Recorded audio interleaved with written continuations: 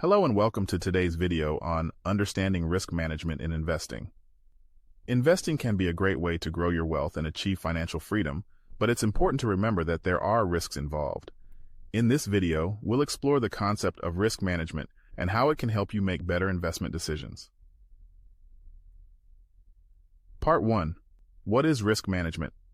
Risk management is the process of identifying, assessing, and controlling risks that may affect an investment.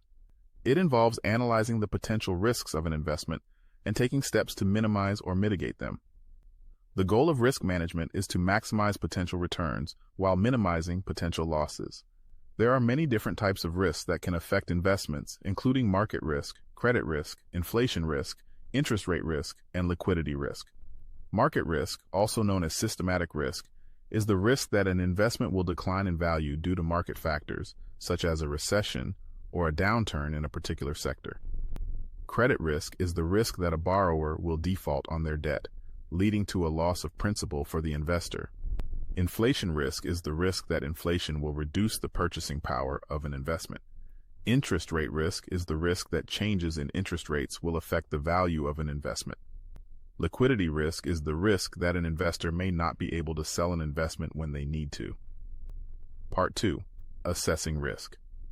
The first step in risk management is assessing the risks associated with a particular investment. This involves analyzing the potential risks and weighing them against the potential rewards. It's important to understand the risk tolerance of the investor and to assess whether the potential risks of the investment are acceptable. One way to assess risk is to look at the historical performance of the investment. This can provide insight into how the investment has performed in the past and how it may perform in the future. It's also important to consider the volatility of the investment and the potential for significant price fluctuations. Another way to assess risk is to consider the investment's fundamental characteristics. For example, if an investment has a high level of debt, it may be more vulnerable to default and therefore carry a higher level of credit risk. Part 3. Controlling risk. Once the risks associated with an investment have been identified and assessed, the next step is to take steps to control those risks. There are several ways to control risk, including diversification, hedging, and asset allocation. Diversification is the process of spreading investments across multiple asset classes and industries. This can help to reduce the impact of market risk on a portfolio. For example, if an investor only owns stocks in the technology sector, they may be vulnerable to a downturn in that sector. By diversifying their portfolio to include stocks in other sectors, such as healthcare or energy, they can reduce their exposure to sector-specific risks. Hedging is another way to control risk. Hedging involves taking a position in a separate investment that is designed to offset the risk of the original investment.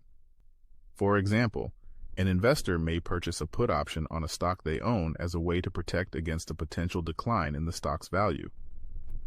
Asset allocation is the process of dividing investments across different asset classes, such as stocks, bonds, and cash.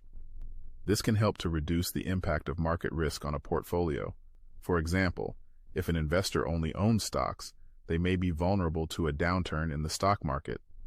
By allocating a portion of their portfolio to bonds or cash, they can reduce their exposure to market risk. Part 4. Risk management strategies. There are several risk management strategies that investors can use to manage the risks associated with their investments. These include stop-loss orders, position sizing, and dollar-cost averaging.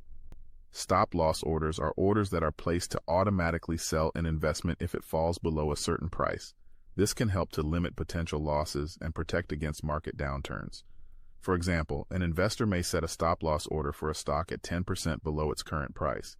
If the stock falls below that price, the order will be triggered and the stock will be sold. Position sizing is the process of determining the appropriate amount of money to invest in a particular investment. This can help to manage risk by limiting the amount of capital that is exposed to a single investment. For example, an investor may decide to limit their exposure to any single stock to no more than 5% of their portfolio. Dollar-cost averaging is a strategy that involves investing a fixed amount of money at regular intervals, regardless of market conditions.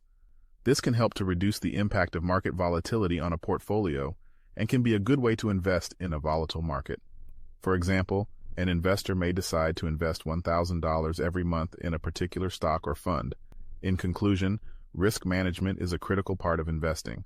By identifying, assessing, and controlling risks, investors can make better investment decisions and reduce the potential for significant losses. There are many different types of risks that can affect investments, including market risk, credit risk, inflation risk, interest rate risk, and liquidity risk. By assessing these risks and taking steps to control them, investors can improve their chances of achieving their investment goals. Remember, investing always carries risks, but with proper risk management, investors can mitigate these risks and potentially achieve long-term financial success. Thank you for watching today's video on understanding risk management in investing. Be sure to comment, like, and subscribe.